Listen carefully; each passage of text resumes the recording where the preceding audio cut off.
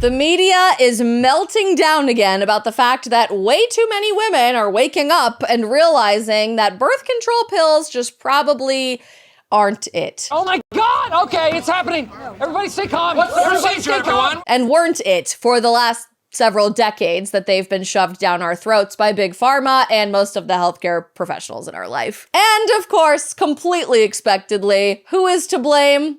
Donald J. Trump. How did they come up with that? Politico just this last week ran this headline: Trump is going after birth control. Here's why. Bobby Newport's never had a real job.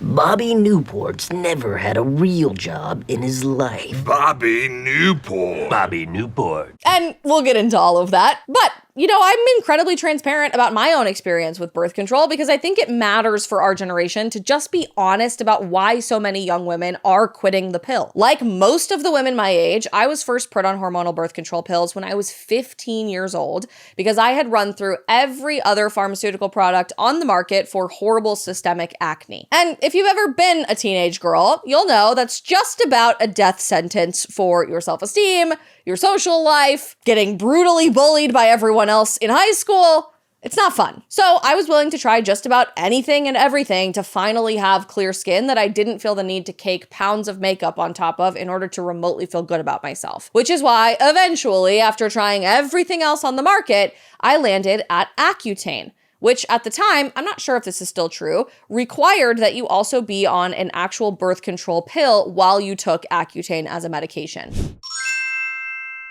Because if you do happen to get pregnant, your baby can have some very serious side effects. And so the government was trying to mitigate that by requiring that you take birth control pills. Technically, they actually require that you have 2 forms of birth control. Luckily, my dermatologist was my next door neighbor and the most amazing woman ever, so she actually believed me when I was able to select abstinence as my second form of birth control. But even if you were not sexually active, you had to be on the pill, period, full stop. I took Accutane. I actually was one of the very small percentage of people that had to take it twice, unfortunately, but it worked. But from there on out, virtually every single doctor, nurse practitioner, everyone in my life told me that if I quit the birth control pill, all of a sudden I was going to get really fat. All my acne was going to come back.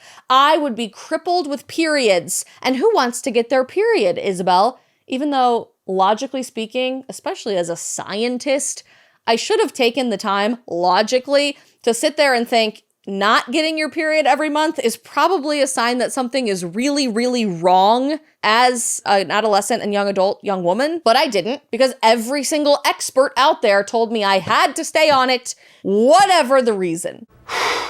Boy, that escalated quickly. So I did, for up to 9.5 years of my life, until I picked up a magic book that now I have since loaned to every other woman in my life, including my producer who has it in her bag. It's right here.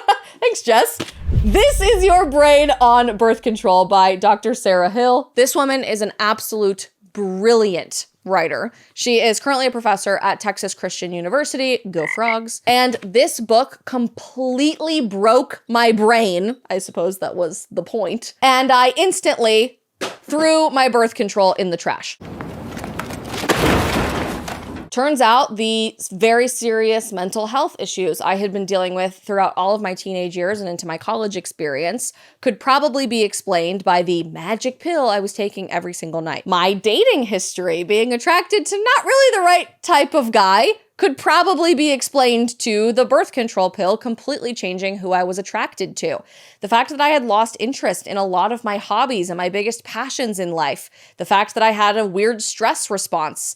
The fact that I was just struggling, period, could probably be attributed to the fact that I was regulating my hormones when in reality I was pretty much just dysregulating everything in my body, thinking I was choosing the path of health and wellness as a young woman. My story is wildly tame compared to most young women out there when it comes to horrible birth control side effects. And I hear horror stories every single day from you guys on Instagram and on TikTok and even here on the show of people struggling with strokes, with blood clots, with tumors, with cancer diagnoses, or even knowing someone who has died because of how truly horrible the birth control pill actually was for you and your life. And the scary part is we have normalized this for an entire generation. Right now in America, more than half of all women between the ages of 15 and 49 are currently on some type of birth control. And most of the women who aren't are pregnant or trying to get pregnant actively, or are just not sexually active. So effectively, we have normalized for multiple generations of women that if you are in a long-term committed relationship and you are not currently actively trying to have a baby,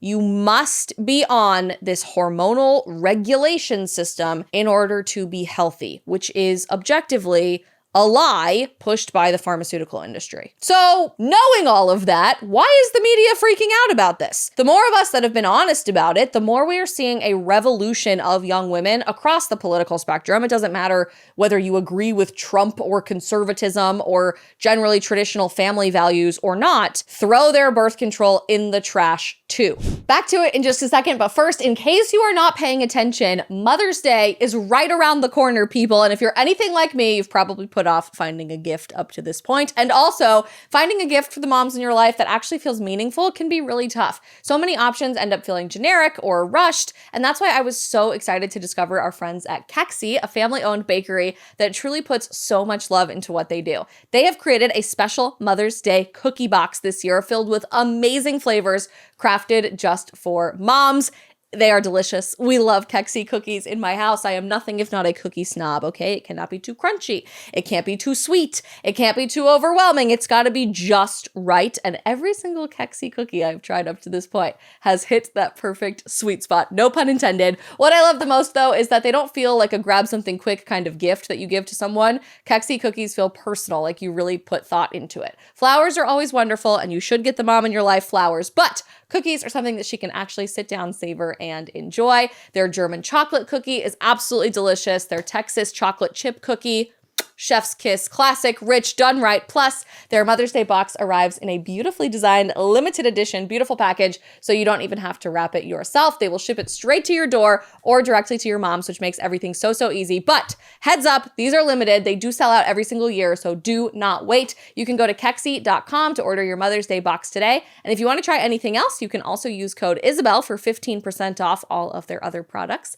Again, that's Kexi, EKSI.com, code Isabel.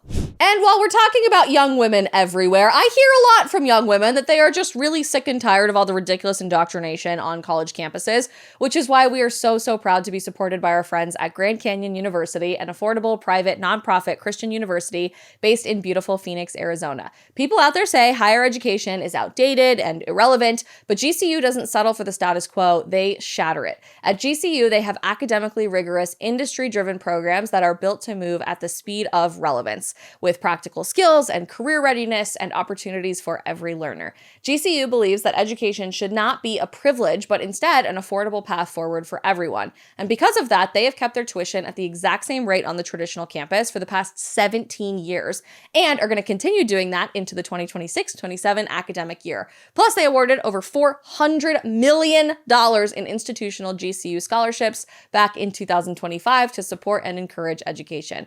Grounded in Christian truth, GCU is working to empower the next generation to lead with integrity, to serve with purpose, and to help transform their communities when we need it the most, building a future that matters. GCU is purpose-driven education. Take action. Find your purpose at GCU, private, Christian, affordable, nonprofit. Head to gcu.edu to learn more. This is one of the biggest trending conversations I'm seeing on the internet and social media right now, and the media overlords of our society and the so-called experts of all things healthy, empowered women are really upset about it. Back in 2024, the New York Times ran this huge profile on the voices young conservatives are listening to online, and I was incredibly honored to be featured in that as we got closer to the 2024 election with so many of my friends. But they specifically targeted me as someone who has previously been critical of birth control. A young woman said she loved listening to me and my friend Brett Cooper because we often addressed less directly political topics like relationships. The New York Times said both have given attention to the concept of trad wives, although neither of us are actual trad wives. Miss Brown has also criticized hormonal birth control. They more recently ran a whole spread about how evil Alex Clark with Turning Point USA has been for actually making an impact in young women quitting birth control across the cultural and political spectrum. And now you have Politico, coming back to this, running this whole story about Trump going after birth control. Just this week, they said this: the Department of Health and Human Services recently released new guidance that outlines a major overhaul of federal family planning programs, prioritizing childbirth over contraception and privileging natural family planning like period tracking apps over far more effective methods. That's literally not true, by the way, like the birth control pill. The Trump administration is also poised to establish new regulations that would end further funding for Planned Parenthood chapters. I am keeping my fingers crossed ardently for that to happen, by the way. Please, God, can we get there with that type of conservatism on offense? Call your representatives in Congress, please. But before I even get into what any of that means, what's so bad about that? Anything? What's so evil about prioritizing childbirth over the prevention of children? Aren't these the same people that have been screaming about how no one is prioritizing childbirth and it's too expensive and no one pays attention to it? What's so evil about making sure women understand how their body is naturally working and taking care of that instead of covering up all of their natural symptoms with a pharmaceutical? What's so wrong with that? What the Trump administration is actually doing, by the way, which is an amazing step forward to prioritizing actually making America healthy again, is restructuring how Title X grants are given from the federal government to various organizations like public health departments around the country for local and state governments, nonprofits, or other eligible organizations. This money doesn't go toward individuals, but it's a massive package to the tune of about $257 million in funding through about 90 different grants that are awarded from the federal government. And the projects that get these grants can last about 5 years. Usually these grants go towards stuff like sexually transmitted disease tracking and testing, birth control, counseling and services, family planning conversations, infertility services, health education, and everything else you can imagine. Technically, by law, Title X funds are not supposed to be going toward abortion services, although they do keep the lights on of the buildings that do provide abortion services like Planned Parenthood, so indirect. And the money goes across all 50 states, Washington, D.C., plus U.S. territories like Puerto Rico. So all the administration announced is that that money, of your money actually, is going to prioritize helping with childbirth services instead of contraception more often than not. Is going to help people embrace natural family planning over pharmaceutical birth control intervention more often than not. What that doesn't mean is a ban on the birth control pill. It doesn't mean the government is telling the College of Obstetricians and Gynecologists how they are supposed to practice medicine. It doesn't mean the FDA has suddenly revoked approval for the birth control pill or an IUD. It simply means for $257 million of the federal budget through Title X grants, they want to prioritize the making of families instead of the destruction or breakdown of families. What is so wrong with that? Politico's whole spread here claims that this is a wildly unpopular thing for the administration to do, and they cite all of these statistics about how everyone everywhere supports birth control. But come our generation continuing to age into adulthood, I don't think that's always going to be true.